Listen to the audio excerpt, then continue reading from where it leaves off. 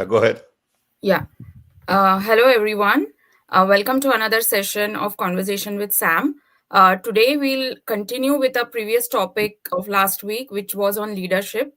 So, last week we spoke about how does it truly mean to lead in today's complex and fast-changing world, and how must leadership evolve to meet the demands of new generation and emerging technologies.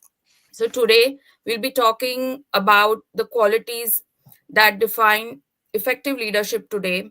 Also, this session will highlight on the purpose why it is important for leaders to be more empathetic and have a vision that matters more than ever. Leadership lessons from the leading national missions and global initiatives are also important, and we'll throw light on this issue as well. So, without further wasting time, I would now request Mr. Sam Pitroda to address our audience. Thank you. Thank you, Priyambada. Thank you, Upendra. Good morning or good evening or good afternoon to everyone. Greetings from Chicago. My apology for being late. I was on a phone call and just couldn't complete. Early morning phone calls with India is a routine, and somehow at times phone doesn't stop ringing. I was looking at my WhatsApp this morning, and you'll be surprised that I have 731 messages and phone calls to return. It's humanly impossible to respond, and some people may feel, oh, I'm not responding them quickly. It's just too much. So my apology for being late. I'm glad that we are continuing our conversation on leadership, because every day when I listen to news, I realize how important leadership is and how critical leadership is. We all tend to focus on two kinds of leadership. One, corporate leadership, which affect all the companies that we follow, admire, have invested in, or have friends who are running the companies. For example, the news yesterday that Mr. Trump is going to ask for, or has asked for $100,000 for the H-1B visa. And this is going to have impact on leaders. This one decision policy issue will have huge impact on IT industry in India. So leadership has to be aware of lots and lots of issues. It is not just about technology. It is not just about finance, globalization, sales and marketing, operation, productivity, efficiency. But it is also about policy issues. So in this complex world, leadership is something that's hard to really, on one hand, define, on another hand, practice properly, and on the third hand, succeed. There are things in your control and there are things not in your control. There are things you can do and there are things you cannot do. And good example would be the decision of the president yesterday on, or the implication of that on IT industry in India and in America. So this morning, I thought a little bit about why leaders fail. And I said, let me talk a little more about why leaders fail. Leaders fail not because they are not competent. Leaders fail because of variety of other reasons. Some very clear and some are very fuzzy and confusing. So if we were to talk about why leaders fail today,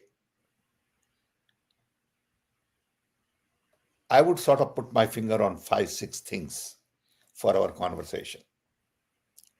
And I'll tell you from my own personal experiences how these things matter. First,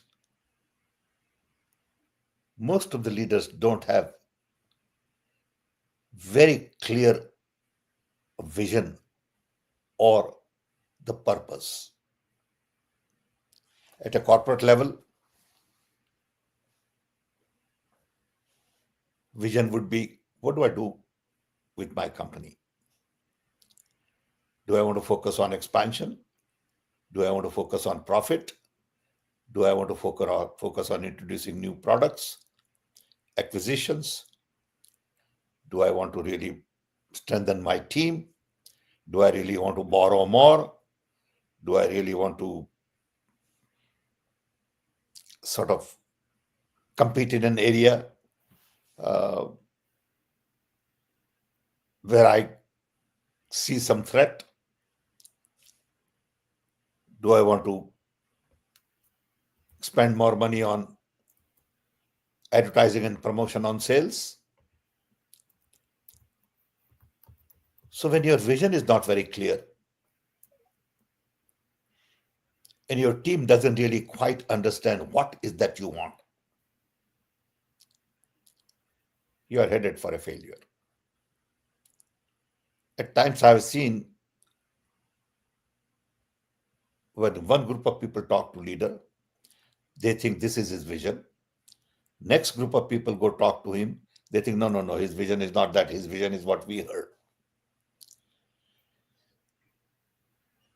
And his inability to articulate his vision to people, which is consistent, clear, firm,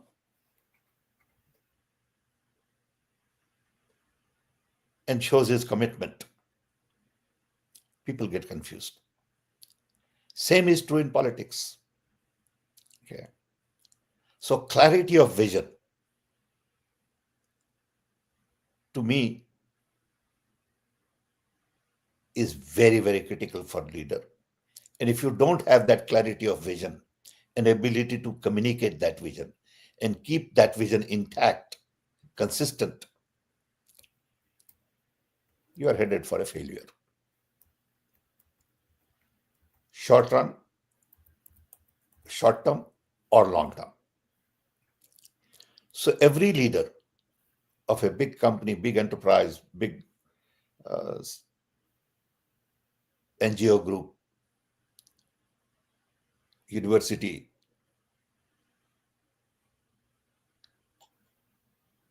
political party, have to have a vision that everybody clearly understands. It has to be as simple as possible. See, independence movement vision was very simple, very clear. Okay. And the vision was to get British out and make India independent. Same with apartheid. Vision was very clear with Mandela. Same with Martin Luther King. And same with many of the corporate leaders. When Jack Welch was leading GE, his vision was clear. It ultimately backfired, but that's a different issue. So if your vision is not clear, you don't have a good start.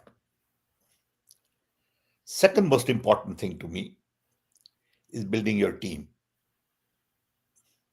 It sounds very simple, but building a core team of people you can trust, you can work with, you can share everything with, gets very complicated. In Rajiv Gandhi's time, we saw that the team that you trusted, VP Singh was a classical example, that you worked with turned against you for no reason, just for personal political gain. There's no big ideological difference at that time. But a core member of your team changes his or her ambition and wants to turn against you,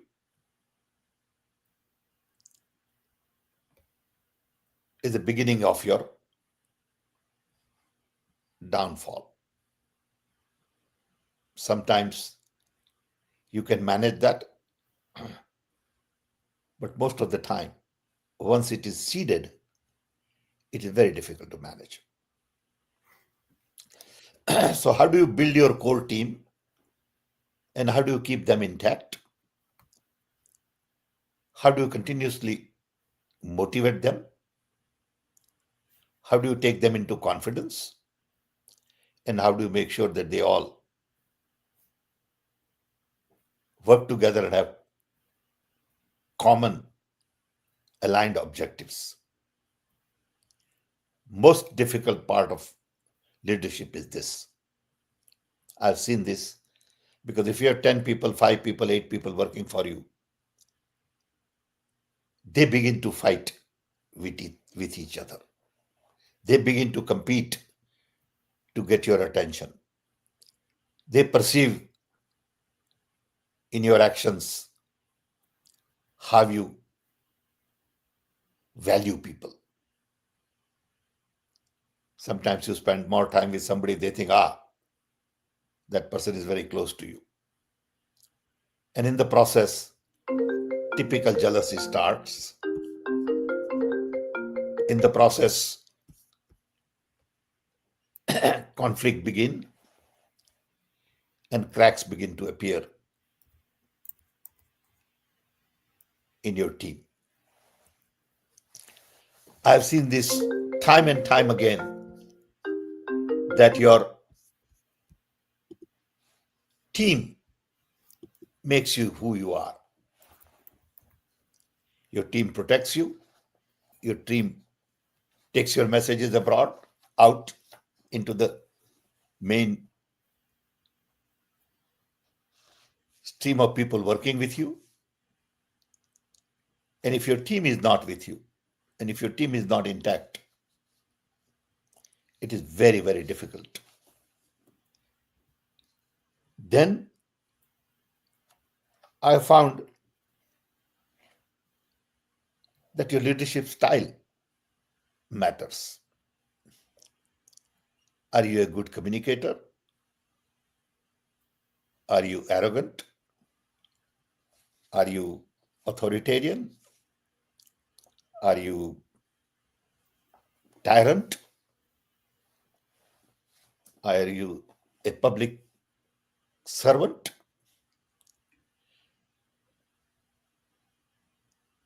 Your leadership style depends on your upbringing, depends on where you come from, depends on how you got there. And people see your leadership style. Your team accepts it in the beginning. And then as they get closer and closer to you, they find that your leadership style is not very comforting. And people begin to see the differences in your perception, their perception, the way you would do it, the way they would do it. And again, it ultimately affects your team. So the clarity of purpose and vision building of the team and keeping team intact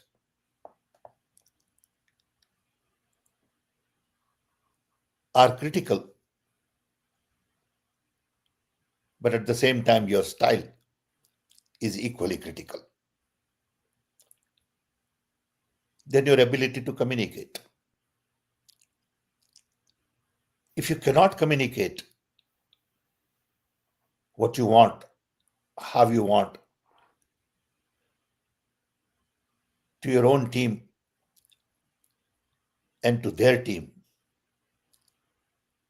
you cannot execute. Communication is a key element in leadership, and I've seen time and time again people fail to communicate well. They think that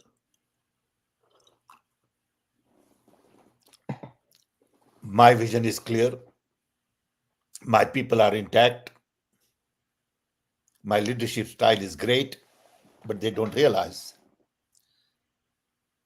that to keep that going, you constantly need to talk and communicate same ideas over and over again. Sometimes you can't get tired of saying same thing that is important to your organization. And again, it has to be consistent. If you can't communicate, you are headed for a failure. These are some of the important things at the top level for a leader.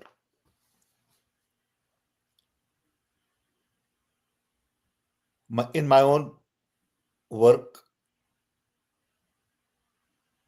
at a corporate level,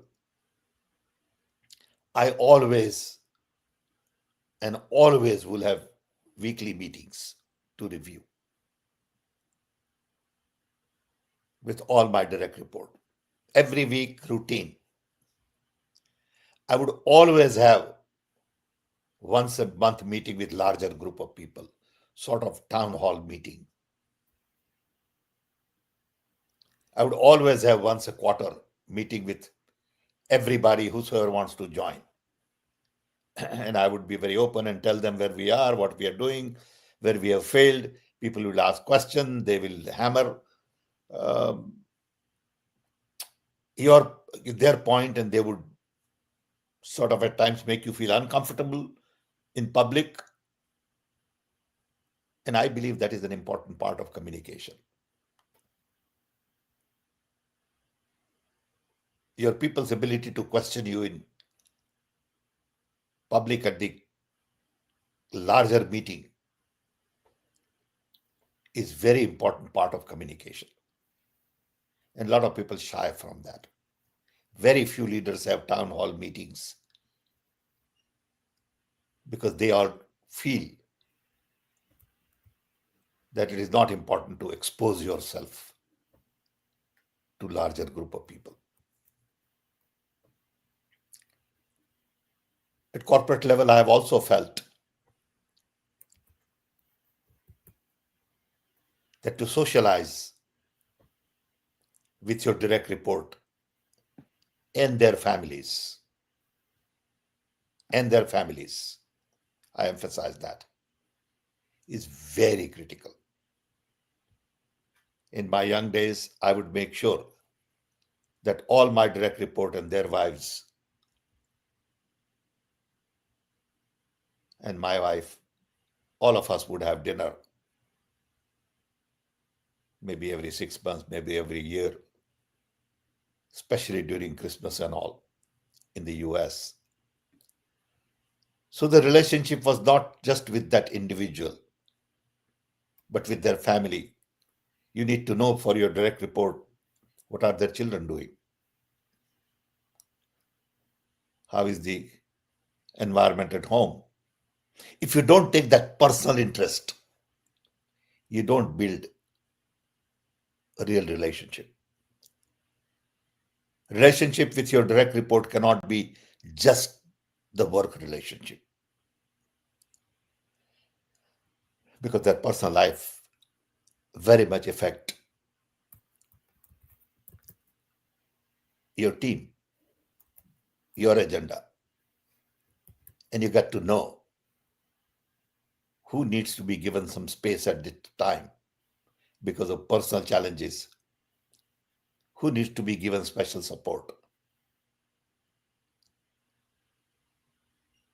And if you don't understand that one of your colleague is going through divorce or his mother dying, and you all need to back off and not demand too much from him for a while. That kind of empathy, that kind of personal relationship is very important at work. And we lose sight of that. To me, modern work is all about networking. Modern work is all about relationships because nothing can be done by an individual anymore. Everything requires a lot of support. No one can accomplish anything substantial individually. So, what kind of support you need, how they will help you, and larger the purpose or goal or objective or vision, more and more people need to be aligned. You take, for example, Congress Party, or for that matter, any party in India. You not only need leaders at the central level, at the headquarters of the party, but you also need leaders at state, at district, at polling booths, at panchayats, municipalities. You need leaders in schools, colleges. You need professionals aligned. And that organization itself could be thousands and thousands of people. So how do you expect head of the party to really influence all these people? When an organization is that large, the only way to really influence and excite people is through your vision, is through your purpose, is through your communication, is through your own team.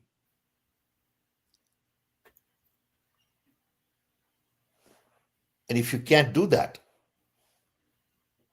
you can't align all these people to work with you. And these are very complex tasks. So leadership is really more about an art than about science to me. And I'm sure people have different views on this. I'm getting too many calls, as always. Uh, and yesterday or day before yesterday, there was something about my comment on TV, uh, which sort of went viral. And I've been getting calls from media people, and I'm avoiding it because I don't want to complicate further. Every time I speak, for some reason, everybody jumps at it. Either they don't want me to speak or they think I don't know what I'm saying. Uh, I speak my mind. I openly express my views. And if those views are not aligned with everybody else's, they just jump at it.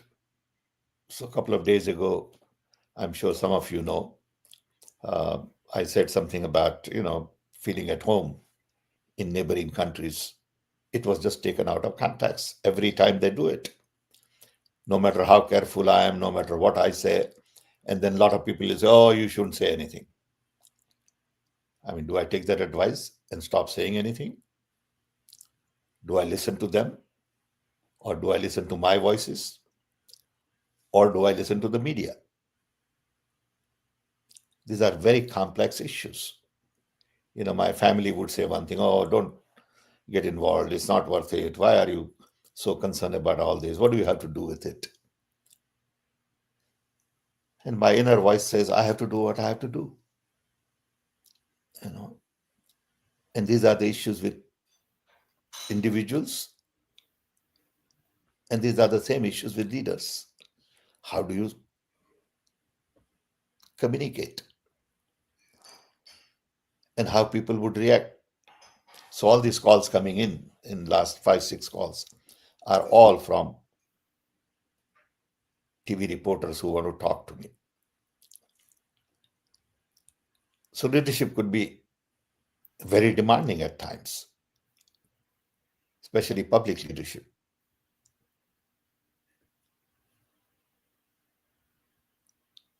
I believe leadership is an evolving art. Things keep changing so rapidly based on tools, based on ecosystem, based on the problem you're trying to solve, based on what others do that impact what you are doing. Sometimes the input comes from outside, and that changes your direction, changes your inertia, changes your vision also. So it is something that's easy to analyze after the fact, but it is something that you can't predict all the time with the kind of accuracy that you need.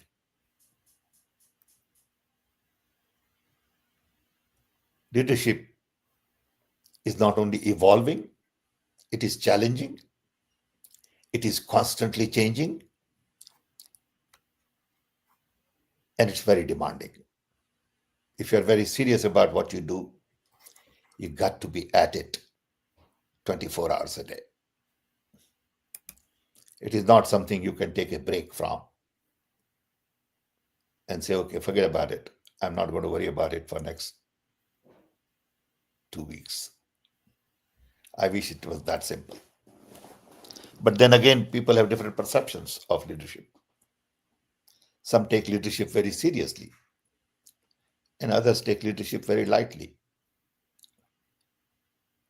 Some are given leadership position, and some rise to the leadership position. Some exercise leadership, and some accept leadership.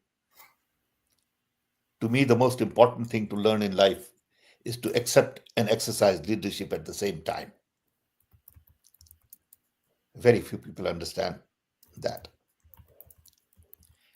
And leadership is also all about doing right things and not get trapped in doing things right. I learned this very early in my life, that don't get trapped as an engineer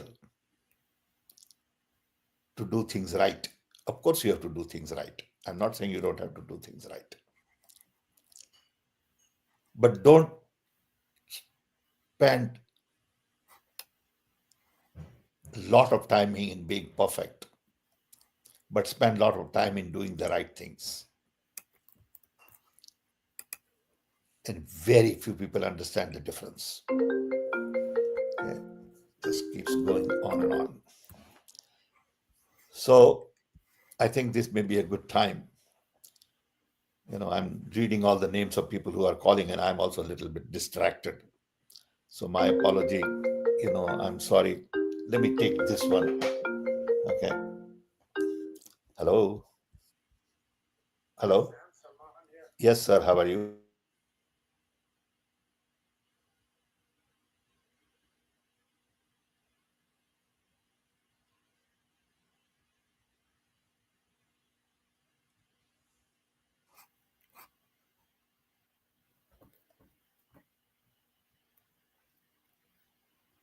So we'll just wait for some time while sir takes this call. If you have any questions, please post it on our YouTube handle or LinkedIn handle or Facebook where this is live. Um, and we'll try to take all your questions. This has been like a third leadership session, and sir has talked extensively about it. So just bear with us for a few minutes. Sir will be back. Um, Upendra, you want to chip in? I think we can wait for him, and then Yeah. yeah, Okay. we'll take up the questions then. All Once he's right. Okay.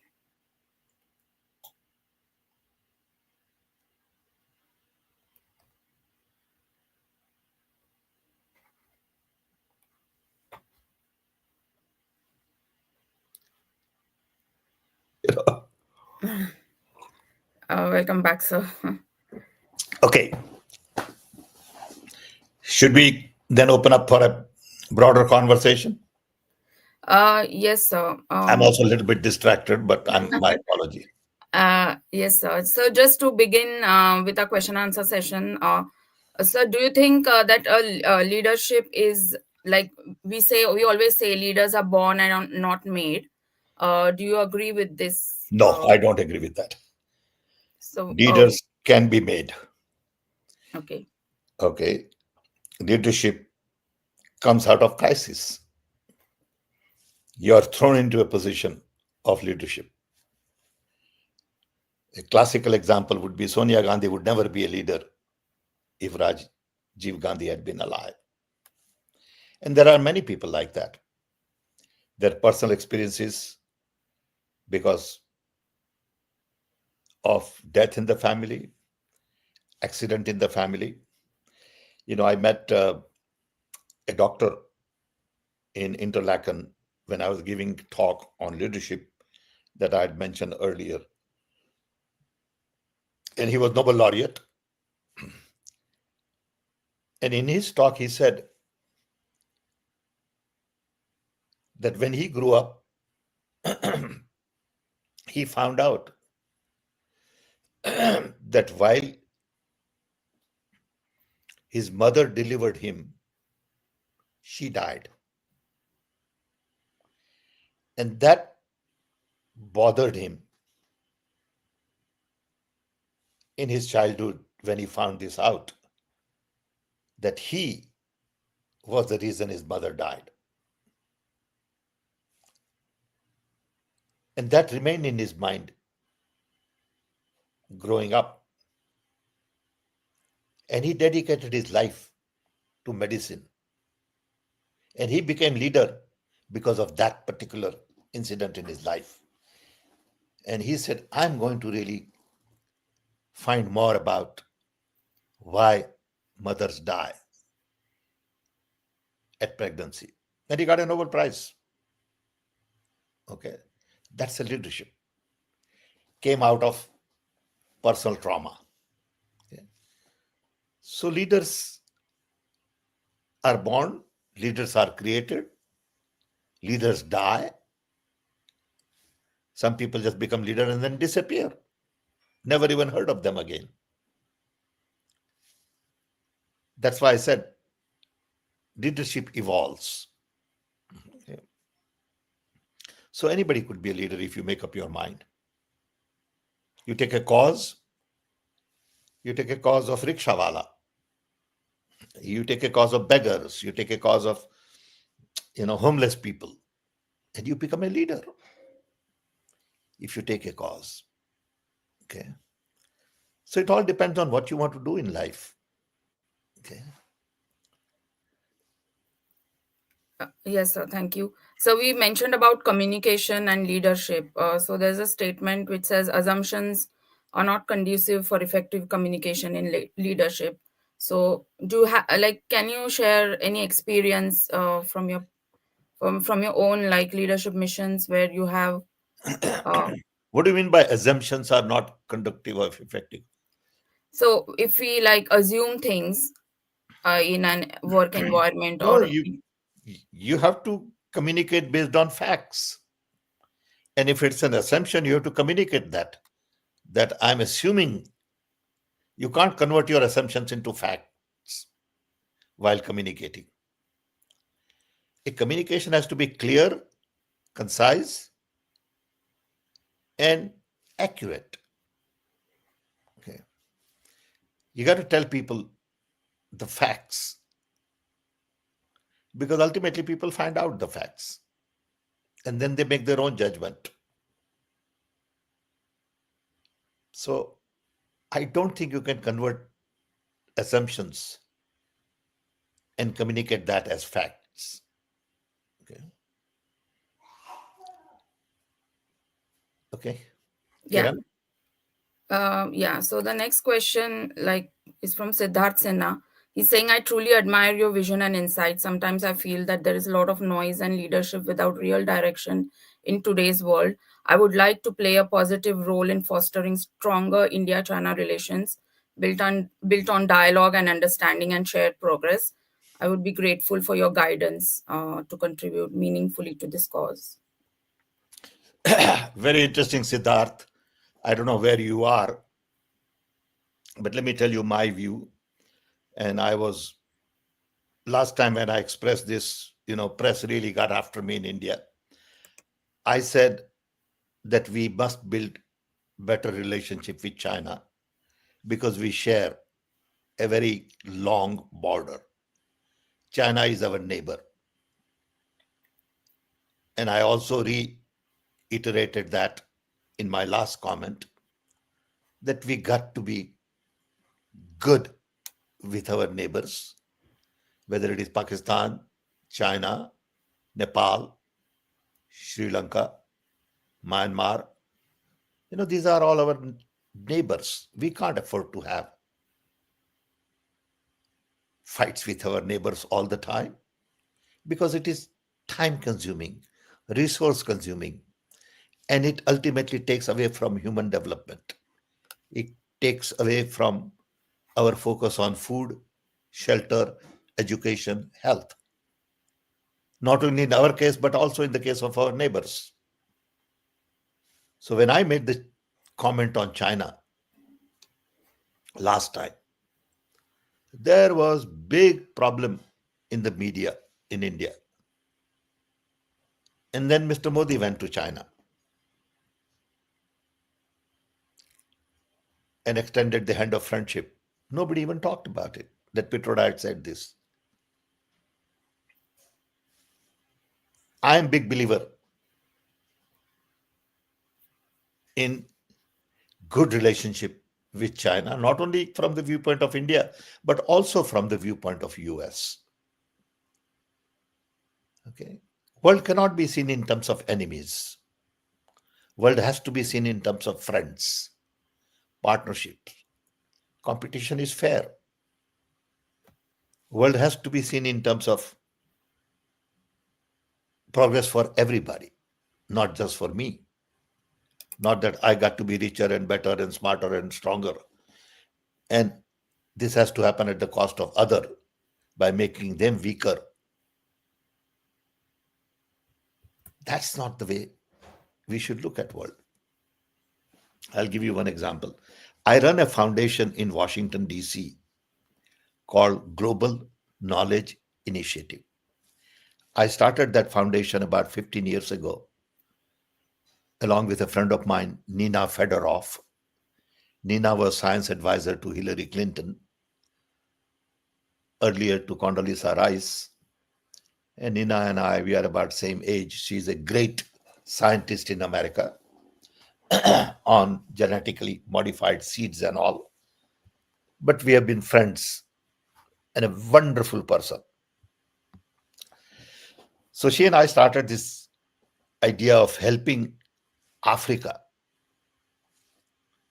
with American scientific talent. Okay.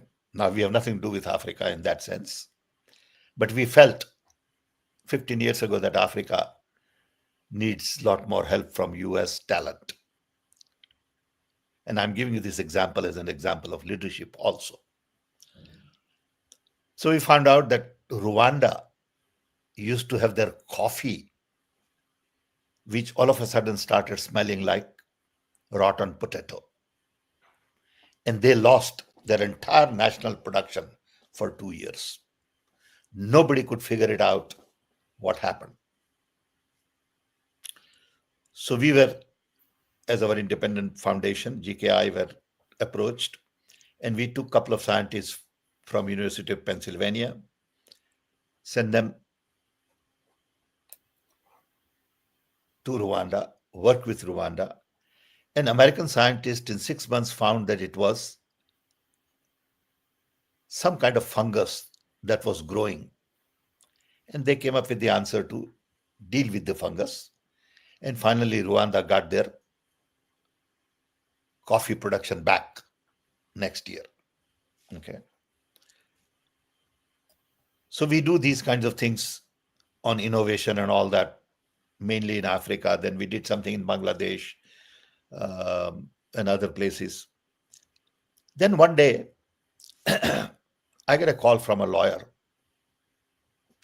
saying, "Are you Sam Pitroda?" I said, "Yes, sir." He said, "I'm a lawyer and I need to talk to you about Global Knowledge Initiative." So I assumed that we must have done something wrong on income tax or filing documents or some. So I said, "Yes, sir. What can I, how can I help?" He said, "No, I really want to verify this. And then we were told that um, someone has left $3 million in their will for Global Knowledge Initiative." I didn't take it seriously. I said, "How could it be?" So in about 2 months, we get a check for 2 million in US. So we started looking into what happened. So some Chinese couple living in US, working all their life in US, born and raised in US, had come in contact with us, and they very strongly felt that China-America relations should be better. And they said GKI is the best organization to improve those relationships. So they left us $3 million. We are working with it. We are working with Chinese librarians. We just had a big meeting in China with our people, went there and getting American librarians and Chinese librarians together to improve relations. So the point I'm making is a lot of people want relations to improve between two countries. But we just assume that we have to have enemy. That attitude is not proper leadership, according to me. Okay. So of course we need to improve relationship with China. Call me if you need, or email it to me, and I'll be happy to work with you, because we need help. We need people who are committed to doing these kinds of things. Okay, absolutely. So continuing with the relationship topic, what's your opinion about the way India-US relationship is being transformed these days? Do you see India being treated as a strong partner with the US? I think in the long run, we cannot ignore the fact that we are the largest democracy and US is the oldest democracy. We share same basic values and principles of liberty, freedom, equality, justice, human rights. Some of it is fuzzy at this point in time. But when you look at the long history of America of 250 years, and India of thousands of years, and 70 years of or 80 years of independence, okay, we have to work together. We have shared values more so than anybody else. What we are going through right now may be a little bit of disturbing, little bit of hiccup. We'll get over it. I have great confidence that this phase would be over at some point in time. What Mr. Trump did yesterday is going to have a huge impact, according to me, on Indian software industry. I have not been able to quantify it, I want to learn more about it. I'm going to talk to some people at NASCOM and others who would have better understanding because I want to understand it also. Okay. How would it affect our jobs? How many of our people will come back? How many of our people have H1 visa, H1B visa today? Who is paying for them, US or Indian company? All of these things I want to learn and understand. Okay. So I think things will get better. Okay. Hopefully, yes. It should, like, hopefully they will get better. This is just a question from Kumar YVS about the UN basically. So, how can balancing of funds, interest, and development return to policy in government with vested interests squeezing such equilibrium out? How can the UNSC function again with repeated misuse of veto by China, Russia, and USA? So, you mentioned in your before, yeah. Yeah, these are tough questions. I wish I had answers. But all I can say Mhm. is if most of these people focused on larger interests of planet and people as opposed to their own power and their own profit, things will look very different. Today, most of these countries, when they use their veto, whether it is China, Russia, or US, they are more interested or they are reflecting their interest in power or profit. If they look at larger interest in people and planet, they would not misuse their veto. Same with development return and investments in development. Look at what Mr. Trump did. In one stroke, his government got rid of US aid. Now, who is right, who is wrong is to be discussed. Not that US aid did everything right, and not that aid did everything wrong. You know, to me, there is nothing black and white. It is gray area that you need to really focus on and sort things out. Okay. And US aid was a classical example of balancing public interest and development. Yeah. What is going on in Gaza is also a classical example of public interest and development. But these things go on in our world, mainly because we are focused on power of few and profits for few. That's why inequality is increased, power is abused,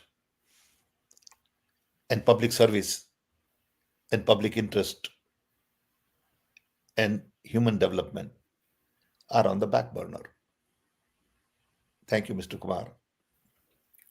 Thank you, sir. There's another relationship question, like with India and Canada. So, how do you see? Do you believe leadership can make effort to make great relationship with Canada between the both countries, Of course, considering of what's course, happening? Harpreet, Canada and India also have a common interest, not only because of Commonwealth past, but also because of emphasis on democracy. Canada is a democracy, though smaller country comparatively in number of people, but a huge country in terms of resources. We have large number of our own people like Harpreet, others from Punjab in Canada. They are all capable, hardworking, prominent citizens of Canada, and we have long interest in Canada.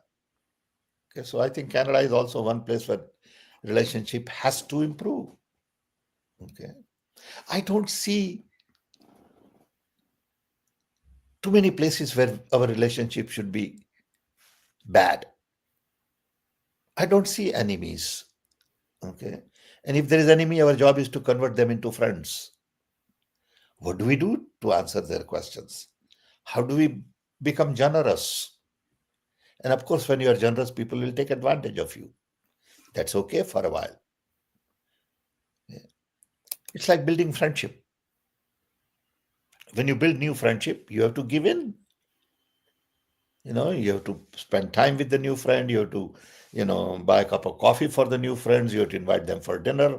You have to have a conversation with them. You got to do all that. If you're not willing to invest, you can't build good relationship. you know. And this idea of confrontation from day one without understanding anything is just not right. That I'm going to assume you are my enemy because you did this and you did that twice. You know, a small group of people doing something wrong is one thing, and holding the entire nation responsible for that is another thing. Thank you, sir. Before we end, just a final question. Since AI is taking over jobs now, do you think leadership jobs are also at threat, or do you think leadership is now implementing, going beyond AI? I think AI is going to create better leaders. AI is going to help you in decision making. AI will teach you what to do and what not to do. But the question is, are we willing to listen to AI advice? Or we are going to say, oh, forget about AI. I'm going to do what I want to do.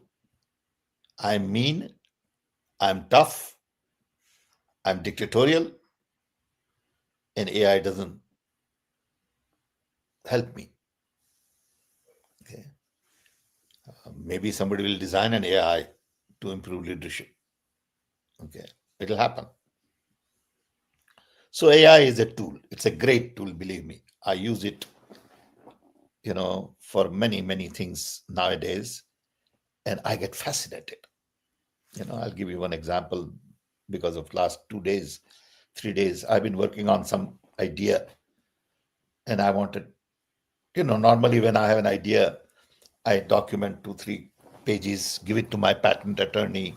My patent attorney will do a patent search, charge me so much money, normally, $700, $800, and then he would come back to me. Then I will read all the patents and about the prior art, and then I will rewrite a patent disclosure. That disclosure he will take lawyer, and there is a whole long process before I get a draft of the patent. A couple of days ago, I had an idea. I went to AI and said, this is my idea. Do a patent search, review all the patents already issued, and give me a first draft of the patent. You'll be shocked at the kind of draft I got, including 10 claims.